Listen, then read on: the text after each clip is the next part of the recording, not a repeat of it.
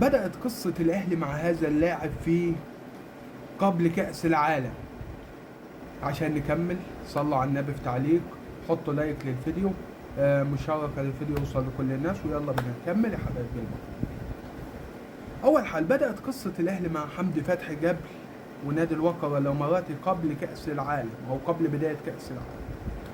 الأهلي راح اتفق إنه وأعلن على صفحته الرسمية إنه جايب حمدي فتحي إعارة لمدة فقط لا غير شهر، اللي هو شهر كأس العالم وخلاص. والمبلغ طبعا اللي اتدفع النهارده اللي هو 10 مليون دولار كان ثمن الشهر اللي جه حمدي فتحي. هنا في عدة أسئلة ومجموعة أسئلة.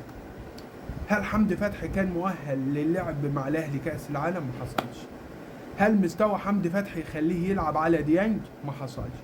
هل ديانج لما نزل واللي خد الماتش اعتبر كامل ماتش بورتو بقان ديانج، هل أثر سلبي أو إيجابي؟ إيجابي جدا.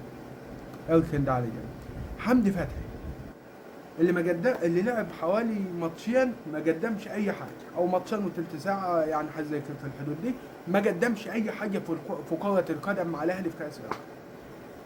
الماتش الوحيد اللي نزلوا ديانج بساط ملتزمة، اسيستات او اسيست تاني، كرات بتطلع صح، بيطلع المهاجمين او الناس اللي ورا المهاجم صح، بيطلع الاطراف صح، بيقطع قطع كرات من الدرجة الممتازة في نص الملعب. امتلكت نص الملعب امام فريق اوروبي كبير زي بورتو، انت امتلكت عليه نص الملعب حرفيا، امتلكت نص الملعب امامه.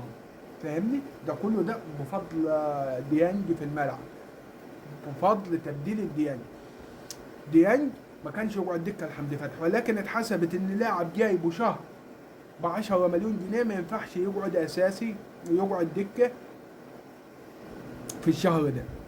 فبالتالي كان بينزل حمدي، لكن حمدي ادى ايه؟ مفيش. ودي بالنسبه لي افشل اعاره بالنسبه للاهلي في كاس العالم.